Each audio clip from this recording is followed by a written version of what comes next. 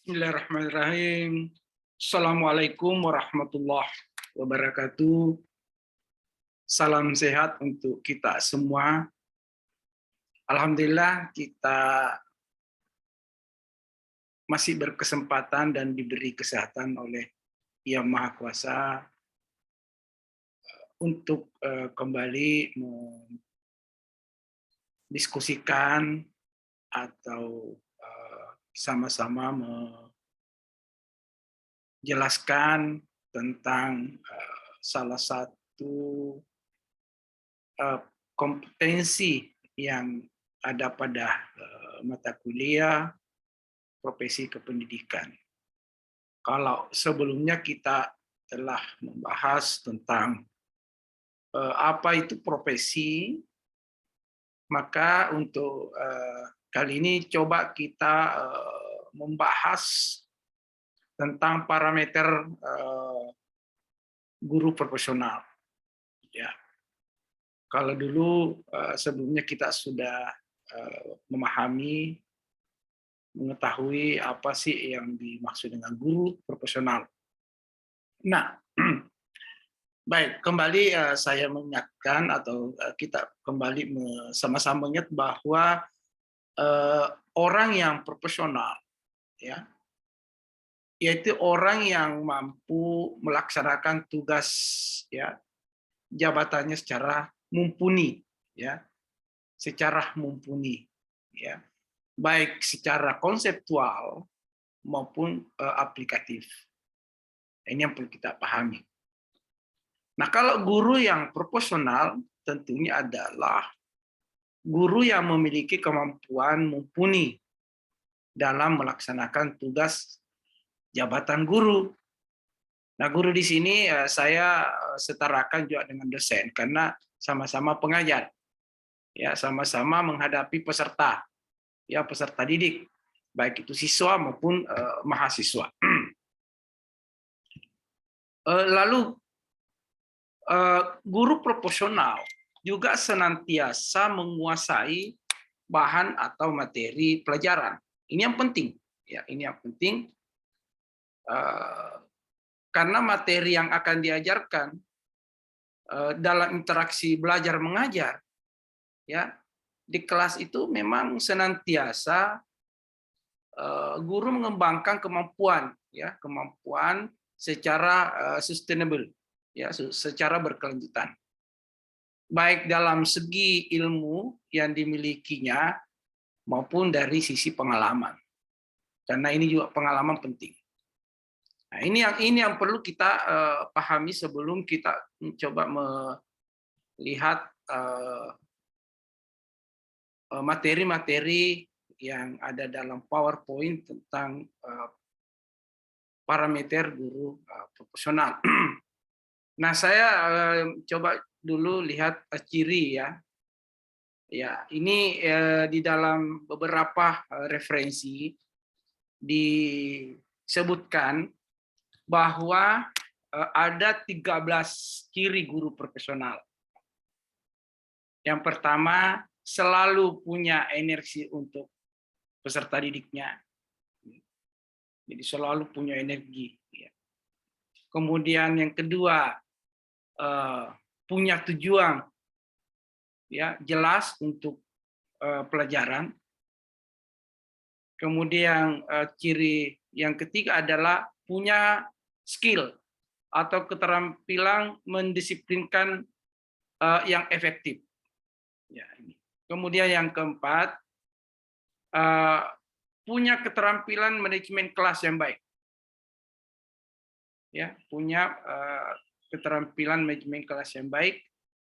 Kemudian bisa berkomunikasi dengan baik, ya, orang tua dan lain-lain. Punya harapan yang tinggi pada siswanya. Kemudian pengetahuan tentang kurikulum, ya, tentang kurikulum dan beberapa, ya, dan beberapa ciri-ciri yang lain yang saya kira ini bisa kita lihat di referensi-referensi yang ada yang ada dalam beberapa pemahaman-pemahaman tentang ini. Ya termasuk pengetahuan tentang subjek yang diajarkan, ini yang perlu.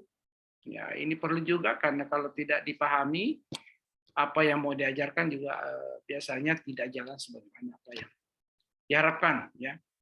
Kemudian selalu memberikan yang terbaik untuk anak-anak dan proses pengajaran. Punya hubungan yang berkualitas dengan siswa ini kadang juga ya memang siswa adalah mitra kita dalam kelas. Karena siswa atau peserta didik adalah bagian dari kita sebagai pengajar dalam proses pembelajaran. Ya. Jadi makanya disebut belajar dan mengajar. Ya. Kemudian bagaimana mengajar siswa supaya dia mau belajar. Nah, ini yang utama ini. Ini sasarannya mengajar siswa untuk belajar bagaimana belajar itu sendiri. Nah, ini. Kemudian punya semua sifat baik pada sesama guru. Nah, ini terjalin silaturahim sesama guru. Ini perlu juga karena supaya saling menghormati, kemudian nanti muncul empati sesama guru. Dan terakhir punya pengetahuan yang mumpuni mengenai media sosial. Nah, ini ciri ada berapa ciri? Ada 13 yang secara umum dijelaskan dalam beberapa referensi ciri guru yang profesional. Baik, berikut kita lihat tayangan di PowerPoint. Kita coba diskusikan di situ.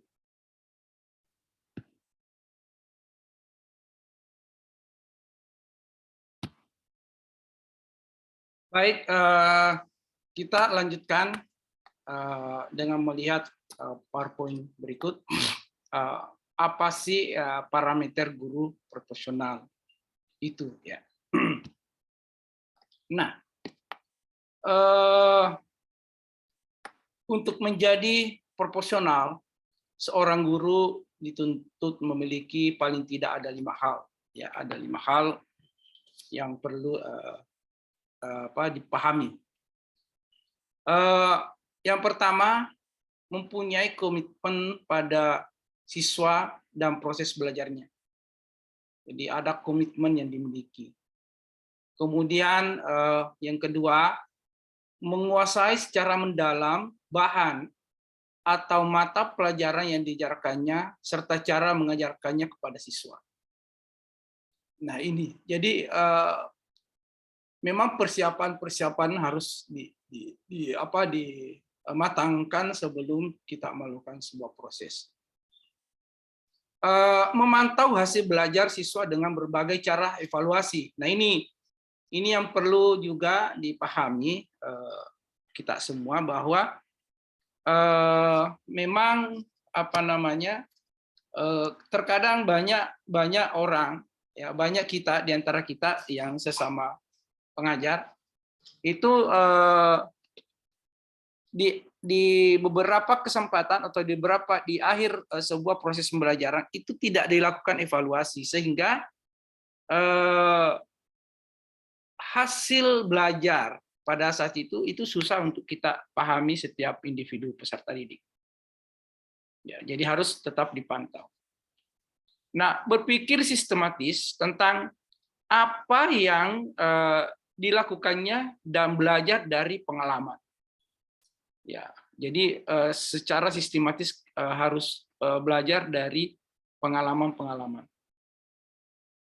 Kemudian guru juga dituntut untuk menjadi bagian dari masyarakat belajar dalam lingkungan profesinya. Ya. Jadi guru juga harus menjadi bagian dari masyarakat karena kita juga adalah masyarakat sosial yang perlu interaksi sosial. Ya, karena kita tidak hanya menjadi sosok di depan peserta didik, tapi juga adalah sosok dalam lingkungan masyarakat kita sendiri. Nah, baik. Kemudian guru yang berkualitas diukur dengan 4 faktor utama.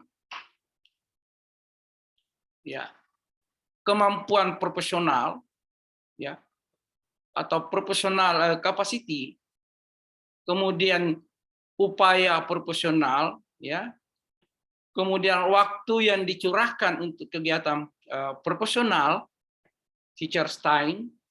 Ya. Nah, ini yang perlu. Kemudian kesesuaian antara keahlian dan pekerjaan. Biasa juga disebut link and match. Ini ya ukuran faktor utama, ya. Faktor utama guru yang berkualitas. Nah, satu, kita bahas kemampuan profesional guru. Ya. Apa saja yang terdapat dalam kemampuan profesional guru? Yaitu terdiri dari kemampuan inteligensi, sikap, dan prestasi dalam bekerja. Nah, ini harus tercermin dari kemampuan ini. Ya, jadi bagaimana inteligensi, bagaimana sikapnya, bagaimana prestasinya dalam melakukan sebuah kinerja atau setiap berkegiatan, apa prestasi. Ini kemampuan profesional. Kemudian, nah ini ditunjukkan dengan tinggi rendahnya nilai hasil tes penguasaan materi pelajaran. Nah, jadi ada hal yang menjadi tolak ukur ketika kita berada pada zona profesional. Apakah ya hasil tes penguasaan materi itu tinggi atau rendah, itu menjadi ukuran, ya, menjadi ukuran. Kemudian ditunjukkan juga dengan upaya untuk selalu memperkaya dan meremajakan pengetahuan yang dimiliki. Sekarang zamannya teknologi, ya. Jadi profesionalisme guru itu sangat dituntut untuk menguasai teknologi. Apalagi dengan masa pandemi, kita dituntut untuk berkarya, kita dituntut untuk mengembangkan diri, bagaimana supaya agar pembelajaran berlangsung tanpa misalnya kita harus berada dalam kelas. Dan ini menjadi bagian dari proses pembelajaran yang sekarang sementara kita lalui. Nah, itu untuk kemampuan profesional guru. Nah, sekarang yang kedua, upaya profesional guru. Nah, apa upaya profesional guru? Nah, upaya guru untuk mentransformasikan kemampuan profesionalnya yang dimiliki ke dalam proses pembelajaran. Nah, ini. Jadi bagaimana kemampuan guru mentransformasi ilmunya tentunya dengan proses yang mudah dipahami. Karena banyak juga banyak orang secara intelektual mempunyai kemampuan yang sangat-sangat tinggi, sangat mumpuni, tapi belum tentu dia bisa mentransformasikan ilmunya itu kepada orang lain. Nah, ini guru profesional dituntut seperti itu. Ya, bagaimana supaya ilmu yang dimiliki itu dia dengan mudah bisa mentransformasikan kepada siswa atau peserta didik. Kemudian ditunjukkan oleh penguasaan keahlian. Nah, di sini kalau penguasaan keahlian tentu dalam menguasai materi, penggunaan bahan, pengelolaan kegiatan belajar mengajar, upaya memperkaya dan meremajakan kemampuan dalam pengembangan program pembelajaran. Jadi upgrading pengalaman pengetahuan itu kita harus tidak boleh diam. Itu upaya yang harus kita lakukan. Sekarang kalau dituntut untuk pembelajaran daring, kita harus paham bahwa pembelajaran daring yang dimaksud seperti ini. Ya. Bagaimana kita bisa melakukan sebuah pembelajaran daring? Bagaimana kita mendesain pembelajaran itu supaya kita tetap bisa berinteraksi dengan peserta didik, ya. Walaupun mungkin sekarang ada pembatasan karena adanya pandemi. Nah, ini kita yang harus berkreatif, ya, harus kreatif dalam melihat situasi seperti sekarang ini. Nah, kemudian yang ketiga, waktu yang dicurahkan untuk kegiatan profesional. Nah, ini memang sangat-sangat penting ketika kita mencintai profesi kita. Waktu itu menjadi hal yang sangat penting. Ya, bagaimana intensitas waktu yang dipergunakan untuk tugas profesional. Tidak mengenal apakah itu masa pandemi atau pembelajaran daring atau pembelajaran luring, tatap muka, tidak ada masalah. Waktu adalah hal yang paling berharga untuk seorang profesional. Kalau di pengusaha, waktu adalah uang. Ya, kalau mungkin kita sebagai orang profesional dalam bidang pendidikan, waktu adalah hal yang sangat berguna untuk kita bagaimana menyampaikan sebuah ilmu kepada peserta didik. Nah, tentu intensitas waktu ini merupakan salah satu indikator penting bagi mutu kita. Karena ini juga menjadi bagian dari pengalaman. Karena waktu itu adalah bagian dari pengalaman kita. Ya, situasi setiap saat itu bisa berubah dan itu menjadi pengalaman kita. Jadi intensitas waktu dalam proses pembelajaran juga menjadi pengalaman yang berharga buat kita. Ya, makanya kenapa selalu di guru itu dikaitkan dengan masa kerja. Ya, masa kerja karena diharapkan bahwa orang yang masa kerjanya lebih lama itu tentu mempunyai pengalaman yang lebih banyak. Ini secara teoritis. Ketika kalau memang waktu itu dicurahkan untuk secara profesional. Baik. Next. Keempat, kesesuaian antara keahlian dengan pekerjaan. Guru yang bermutu ialah mereka yang dapat membelajarkan murid-muridnya dengan tuntas dan benar. Tuntas dan benar. Ya, artinya begini, kalau dalam proses pembelajaran yang dinamakan dengan tuntas, bahwa kita apa yang kita ajarkan di awal sampai di akhir, kita harus paham apa hasil dari apa yang kita berikan itu. Apakah peserta didik dapat memahami apa yang kita sampaikan? Makanya kenapa di akhir sebuah proses itu selalu ada evaluasi. Nah, evaluasi ini macam-macam. Tes-tesnya macam-macam. Bisa juga tes berupa esai atau pertanyaan-pertanyaan atau tes-tes dalam bentuk multiple choice. Bisa. Artinya bagaimana kita melihat situasi itu, bahwa apa yang keahlian saya ini apakah bisa dipahami ya oleh peserta didik dengan baik.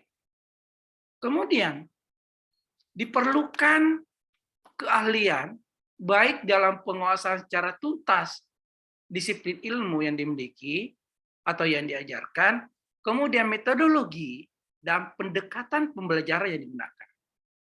Ini diperlukan keahlian. Kemudian, kesesuaian guru mengajar dengan bidang studi atau keahlian yang dimilikinya. Ini merupakan prasyarat yang mutlak dalam menilai seorang guru yang bermutu dan profesional. Artinya, ketika kita bidang A yang kita kuasai, atau kita keahlian di bidang A, ahli di bidang A, maka harusnya yang ditransformasikan ke peserta didik adalah A. Itulah yang disebut dengan kesesuaian antara keahlian dan pekerjaan. Ya, saya kira kita semua tidak lepas dari itu karena data-data yang ada ya di data Dapodik misalnya kalau guru yang sudah tersertifikasi, kan namanya sertifikasi kan sudah keahlian. Ya, walaupun memang ada beberapa yang lintas keahlian, tetapi karena sudah sering atau sudah berpengalaman di situ, makanya diberi penghargaan untuk ahli di bidang itu. Ada berapa ya? Saya paham ada berapa yang pengakuan kesarjanaannya tidak seperti dengan sertifikasi yang dimiliki. Tetapi ini tentu ada alasan-alasan, mungkin beberapa pengalaman atau sudah lama menekuni bidang itu sehingga diberi penghargaan atau disertifikasi di bidang itu. Nah, baik. Ketika kita berbicara kompetensi, tentu ada hal yang perlu kita pahami, ya. Kalau tadi ya ada beberapa ya guru-guru profesional. Sekarang kompetensi yang harus dimiliki oleh guru, ya. Ada 4 kompetensi, ya. Yang pertama adalah guru dan kompetensi pedagogi. Nah, kompetensi pedagog ini meliputi pemahaman guru terhadap peserta didik. Ya. Bagaimana guru bisa memahami peserta didik secara mendalam, ya. Karakteristik peserta didik harus dipahami oleh guru. Ini yang menjadi ciri dari kompetensi pedagogi. Ya. Makanya sebelum kita memulai biasanya pembelajaran inti, ini seorang guru harus paham siapa yang dihadapi ini. Ya. Jadi ada model-model yang perlu dipahami bagaimana ketika seorang guru memahami karakteristik peserta didiknya. Jangan langsung memberikan materi inti karena kita belum tahu proses pembelajaran apa yang kita harus berikan kepada peserta didik yang kita hadapi. Kemudian bagaimana merancang pembelajaran, ya, untuk kepentingan pembelajaran, ya. Kemudian melaksanakan pembelajaran, ya. Jadi memahami, kemudian merancang, kemudian melaksanakan. Nah, kemudian merancang dan melaksanakan evaluasi pembelajaran. Nah, kemudian mengembangkan peserta didik untuk mengaktualisasikan berbagai potensinya. Ini kompetensi pedagogik. Ini harus dipahami juga. Ini menjadi kunci awal, ya, kunci awal sebelum kita masuk ke kompetensi yang lain. Jadi kompetensi pedagogik menjadi hal yang sangat penting oleh seorang guru sebelum memasuki pembelajaran inti atau kompetensi yang lain. Kemudian yang kedua, kompetensi kepribadian. Nah, ini melekat pada diri kita, ya. Karena ini kemampuan personal. Kemampuan bagaimana mencerminkan pribadi yang mantap, pribadi yang stabil, dewasa, arif dan berwibawa. Menjadi teladan bagi peserta didik. Kemudian berakhlak mulia. Ini perlu dipahami kalian semua. Karena banyak juga melenceng dari kodratnya sebagai guru, ya. Artinya kepribadiannya banyak, ada beberapa, bukan banyak ya, mohon maaf, ada beberapa yang menyandang predikat guru tetapi kompetensi kepribadiannya tidak mencerminkan seorang guru. Nah, artinya kepribadian yang mantap dan stabil itu termasuk paham tentang norma-norma hukum, sosial, kemudian bangga terhadap dirinya sebagai seorang guru, kemudian konsistensi dalam bertindak. Artinya tidak mudah untuk diombak-ambing oleh suasana-suasana, ya. Makanya guru itu bebas dari politik. karena kita menghadapi manusia. Kita menghasilkan sumber daya manusia, sehingga kita jangan mudah untuk terpengaruh. Kita tetap konsisten dalam bertindak, tentu dengan hukum atau norma-norma yang berlaku, aturan yang berlaku. Kemudian kepribadian dewasa. Ini dilihat dari kemandirian dan etos kerja. Bagaimana etos kerja yang diperlihatkan oleh seorang guru. Ya, tanpa diminta, kalau itu menjadi kewenangannya, dia harus lakukan. Ya, jangan nanti diminta oleh pimpinan. Ini tugasmu, silakan dikerja. Itu itu kan menunggu perintah.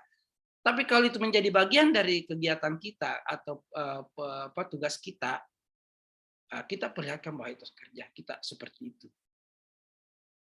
Mandiri, ya. Setiap persoalan kita diharapkan bisa diselesaikan secara sendiri, tentu dengan berbagai referensi atau kita berkomunikasi dengan yang berkompeten. Kepribadian arif, ya, selalu memberi manfaat, selalu terbuka berpikir dan bertindak, ya. Arif, ya, kita selalu memberi peluang kepada peserta didik untuk selalu berkomunikasi dengan kita. Jangan membuat ketakutan kepada peserta didik, ya, karena kita ini adalah pribadi yang mantap, yang stabil. Kita selalu berharap selalu dikenang, selalu dirindukan oleh peserta didik. Nah, itulah pribadi yang stabil, mantap. Kemudian perilaku yang berpengaruh positif, ya, atau kepribadian yang berwibawa adalah perilaku yang berpengaruh positif. Artinya apa yang kita lakukan, ya, baik secara motorik, lisan, kemudian gerak perilaku itu menjadi sangat berpengaruh positif. Artinya peserta didik bisa meniru apa yang kita lakukan. Akhlak mulia dan dapat menjadi teladan. Itu sesuai dengan norma teladan. Jadi kita selalu menjadi norma teladan. Ya. Tentunya di sini kalau karena kita adalah agamais, ya, tentu di sini ada unsur religi, ya. Religi, ya, kita tentu bagaimana membawa anak-anak ini supaya berakhlak mulia, tentu dicerminkan oleh kita sendiri. Next, kemudian kompetensi ketiga adalah kompetensi profesional. Nah, kompetensi ini memang wajib dimiliki dan dikuasai oleh seorang guru.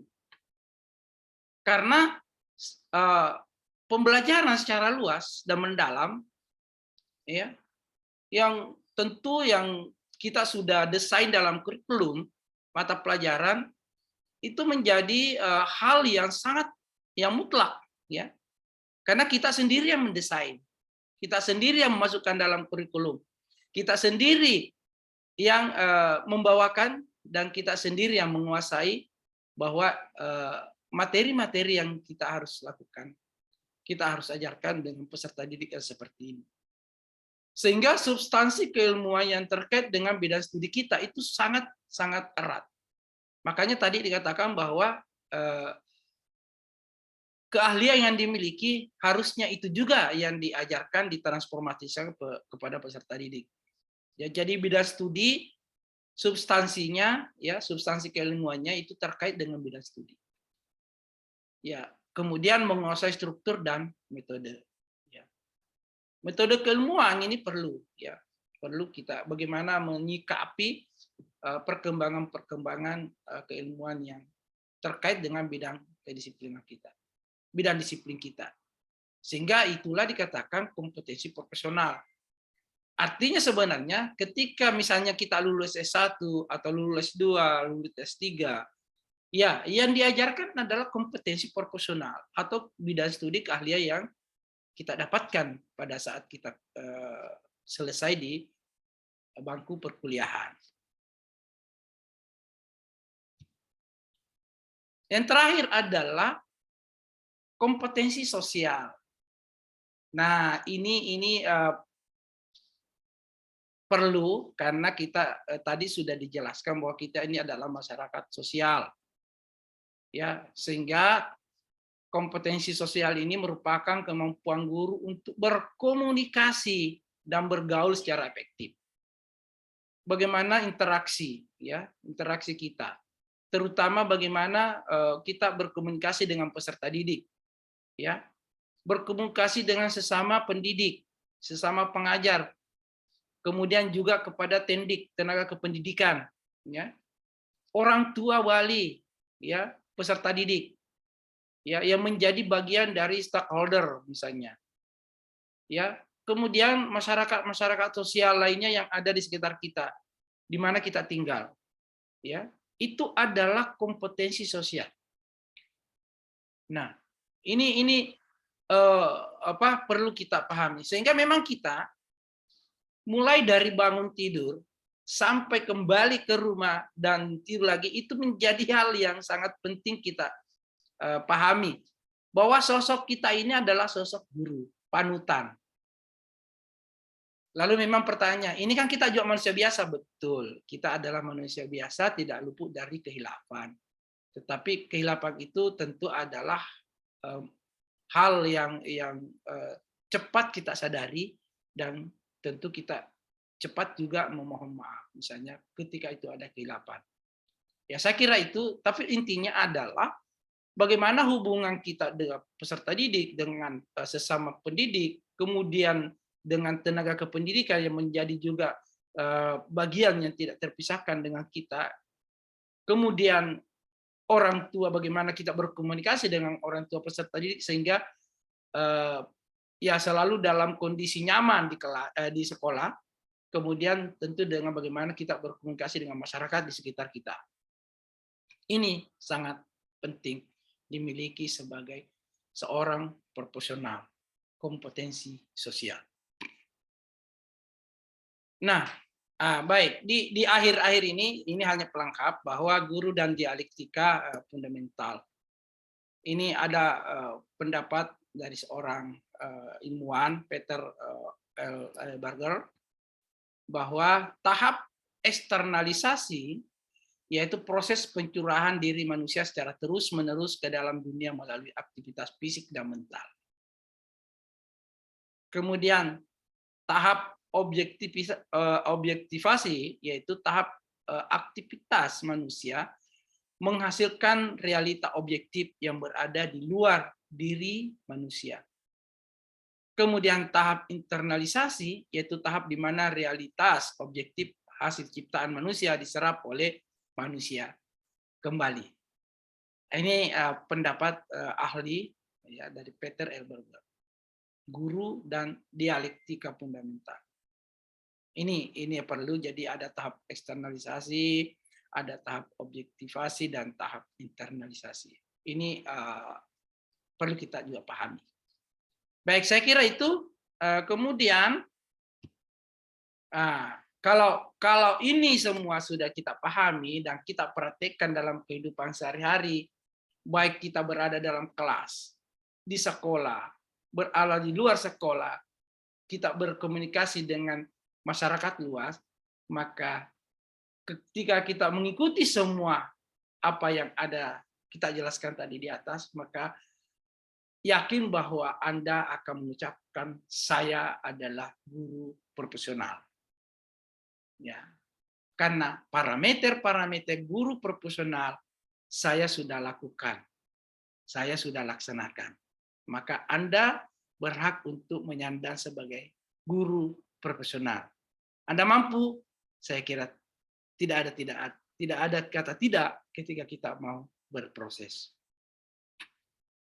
Dan sebagai akhir dari sebuah